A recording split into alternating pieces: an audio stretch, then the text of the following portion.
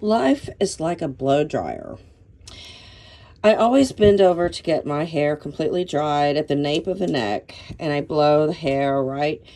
And I just got a chunk of hair, as usual, caught up in the exhaust area, the filter area. And I had to actually get a scissor to remove this. Okay, life is like a blow dryer. Um, I have to dry my hair. It's very long, okay, and it's cold outside.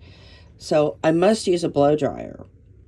So while I'm using the blow dryer, my hair, the ends of my hair, get sucked into the filter area. And then when I cut the hair out of the filter and turned it on again, the smell of burning hair was just so strong, so strongly evident.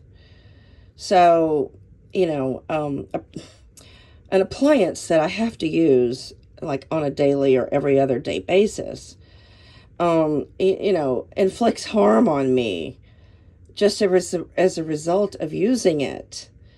Life is like a blow dryer. And I'm telling you, burnt hair smells really bad.